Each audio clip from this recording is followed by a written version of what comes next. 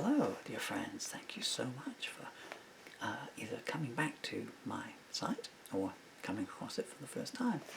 My name is Paul Murphy, and I'm really pleased to make your acquaintance, albeit via digital medium.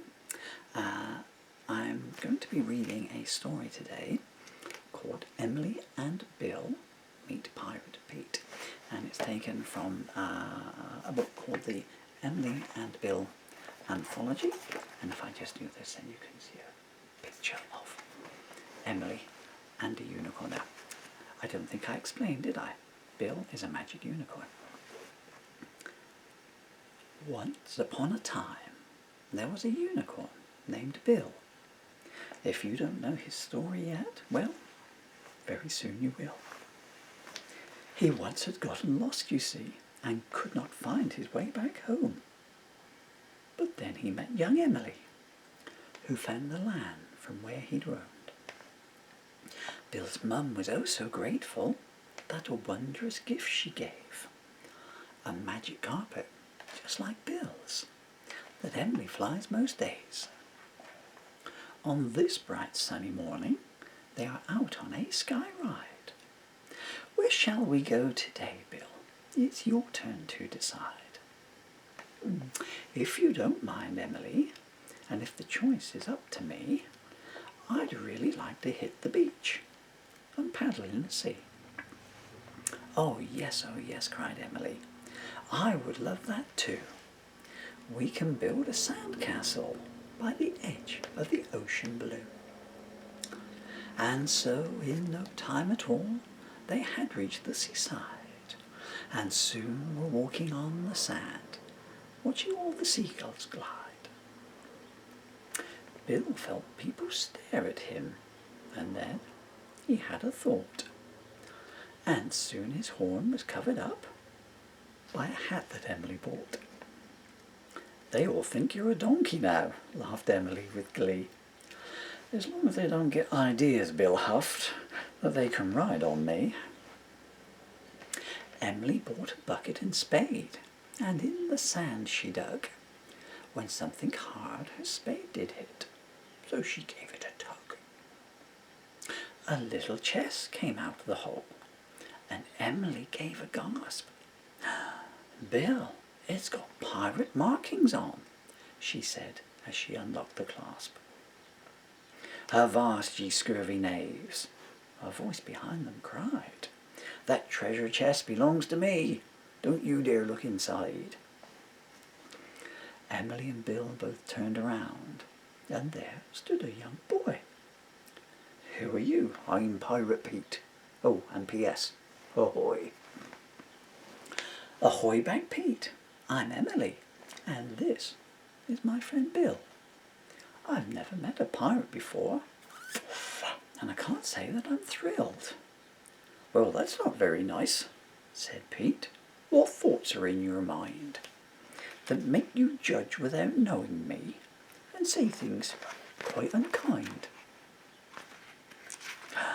You've got a pirate hat, Bill said. That's why we're nervous of you. That's not a skull and crossbones sign, said Pete. It's where a seagull did a poo. Emily, she looked at Bill, and both began to laugh. Worse, said Pete. It's not just my hat. Tonight I'll need a bath.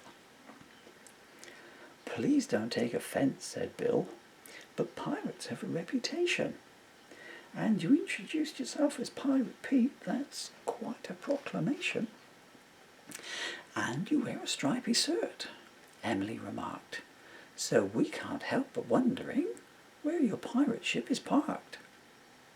I see where you're coming from, said Pete with a grin. But it's not the clothes you wear, you know. It's who you are within. And by the way, your hat's not straight. In fact, it's very wonky. Pete lifted it to put it right and gasped, Hey, you're not a donkey. Shh, said Emily and Bill at once. We don't want the secret out. Bill here is a unicorn, Pete. Well, the horn left me in little doubt. Then the three of them sat down on the warm and shiny sand. "I think we're going to be best friends," said Bill. Pete said, "That sounds like a great plan." "Now about this chest," said Emily. Pete sighed. "I hid it deep last week, but I never made a note of where. It's been the worst game of hide and seek." Emily looked inside the chest, and there she saw a map. She pulled it out most gingerly and laid it on her lap. "It says X marks the treasure spot," she read, her voice a whisper. "Extra marks for measuring dots?" Poor Bill, he had misheard. Pete and Emily clutched their sides, their eyes full of laughter tears. "Oh, Bill," they said, "I think you've got too much sand in your ears." When their laughter had died down, Pete said, "Let's set off now. The map says take 10 steps to starboard and 30 steps to bow. There you'll find a sand dune with a pirate flag on top. That's your destination. That's where you must stop." They set off all together, though Bill got left behind. Because he had 4 hooves, not 2, the wrong dune did he find. "Come on, Bill, it's this one," yelled Emily with glee. She pulled her little spade out and started digging furiously. The sand dune soon had crumbled, and there before them lay a voucher for 3 ice creams that was due to expire today. "At last I've got it back," said Pete, "and just in time it seems. I was saving this for a special occasion on a day of fulfilled dreams." Off they raced to the ice cream man. "3 of your finest ones, please, vendor. We're going to eat them on the hill as we watch the sunset splendour." Emily chose strawberry. It was her favourite flavour. But when Pete said, "And what's yours, Bill?" well, Bill began to waver. "I'm really not an ice cream eater, though I'm sure they're very nice. Unless," he asked Pete hopefully, "they do a grass and leaf chalk ice." "That's not in my repertoire," the ice cream seller smiled. "I've never been asked for a grass ice cream, not by one single child." "Try a chocolate one, Bill," Pete suggested. "I'm sure it's much the same." "If you insist, but if there's a consequence, it'll be me that you both blame." The 3 climbed up upon a bank and watched the sun head towards the sea. "I've had the greatest day," said Pete, and both his new friends agreed. "But what's that funny pong?" asked Pete. Bill dropped his eyes and sighed. "Unicorns should never eat ice cream, and now you both know why." Pete and Emily glanced at him and gave his fur a stroke. "Oh, Bill, we'll blame it on the gulls," and they all laughed at the joke. Bill looked at the sky and said, "The weather's about to shift. Come on, Pete, let's get you home. We'll give you a lift." They took Pete to the hiding place where their carpets were safely laying.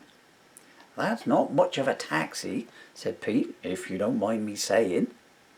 "Here, sit on mine," said Emily, "and prepare for a surprise." She rose the carpet up into the air. Pete stammered, It flies." "And so too does mine," said Bill, as he flew up beside them. "What good is having magic carpets if you're not going to ride them?" "Come on, Emily," exclaimed Bill. "Why don't we have a race?" "That's a great idea," she said, "because 10 pigeons are giving chase." They hurtled in and out of the clouds, and Pete sighed excitedly. "This is the most amazing thing that has ever happened to me." Through the sunset's curtain came whoops and whoops of joy from one girl and one unicorn and one very happy boy. They landed down next to Pete's house, and there they hugged goodbye. But none of them was sad at all, and I think that you know why. They'd all agreed to meet again, and every time they did, Pirate Pete would greet them, saying, "Another treasure chest I've hid."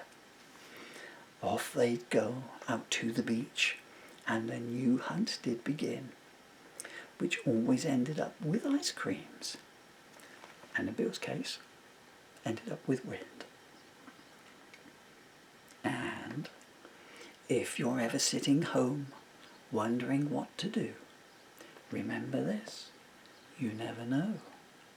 Bill and Emily might visit you. Thank you so much for your time. You've been wonderful company to have. That was Emily and Bill